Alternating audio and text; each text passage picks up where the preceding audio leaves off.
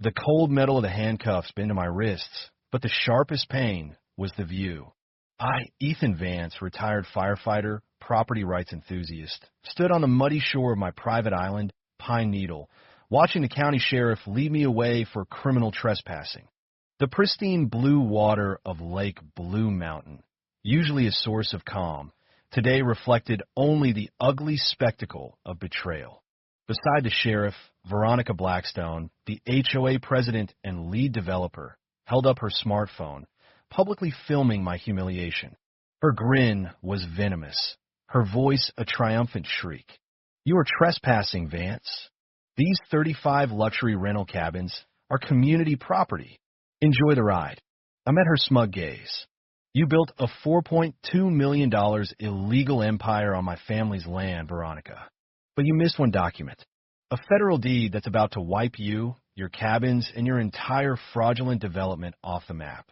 Pine Needle Island, 47 acres of untouched woodland, had been the Thornfield family since 1958.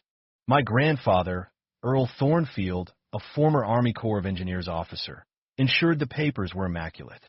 This island was supposed to be my sanctuary, my final stake in the American dream.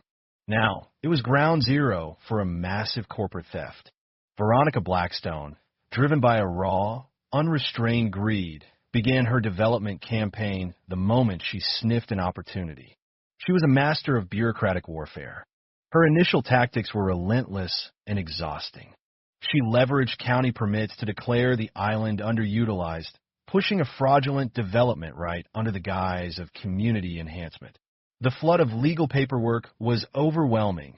Bogus nuisance complaints, fabricated environmental violations, and constant debilitating HOA fines.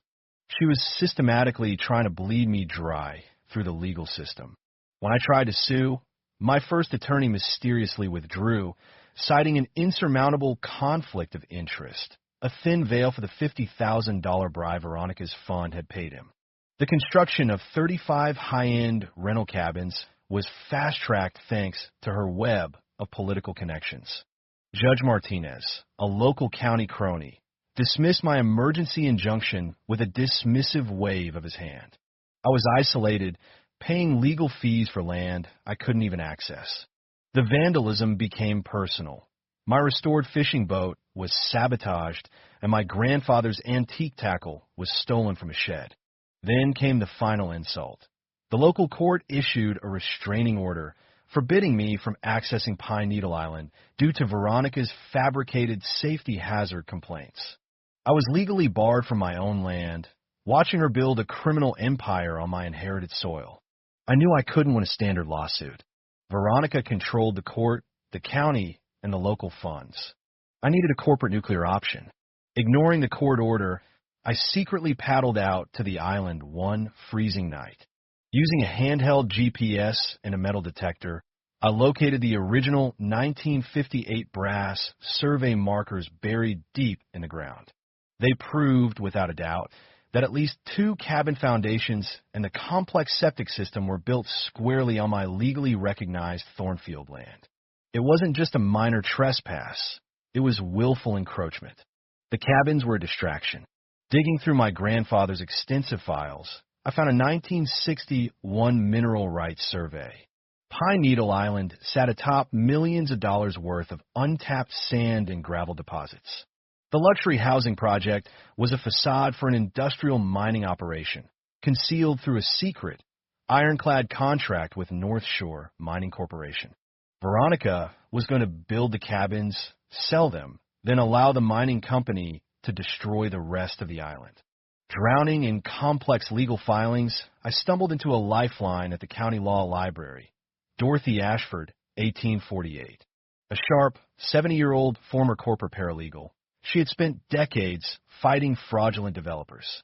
She was exactly the strategic mind I needed. Dorothy, with her eagle eye for archaic legal language, found a crucial reverter clause in the original 1958 deed.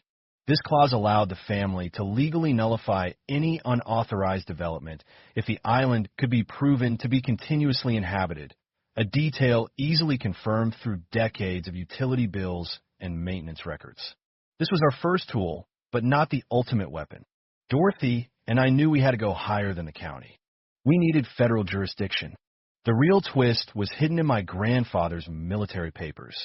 Earl Thornfield, using his connections from the Army Corps of Engineers, had quietly and legally registered Pine Needle Island as a strategic freshwater reserve with the federal government during the height of the Cold War in 1962.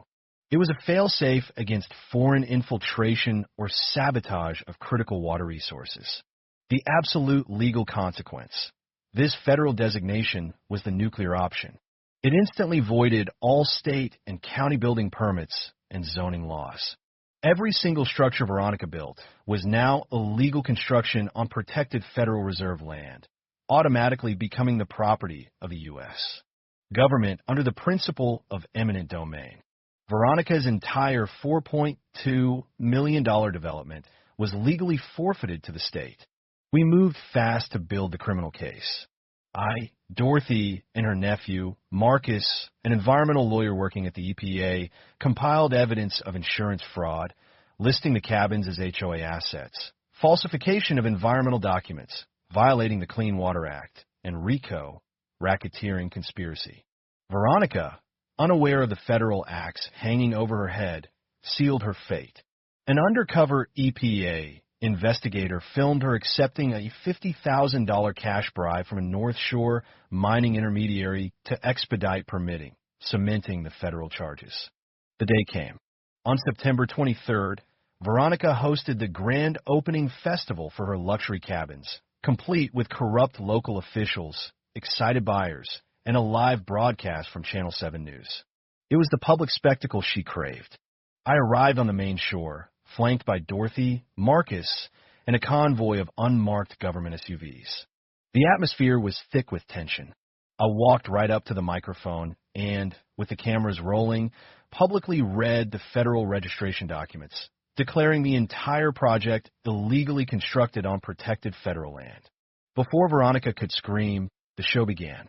Agents from the EPA Criminal Investigation Division, the FBI, and the U.S.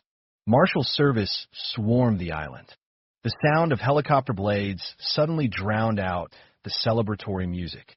Veronica was cuffed right in front of the TV cameras and charged with environmental fraud, insurance conspiracy, and RICO violations.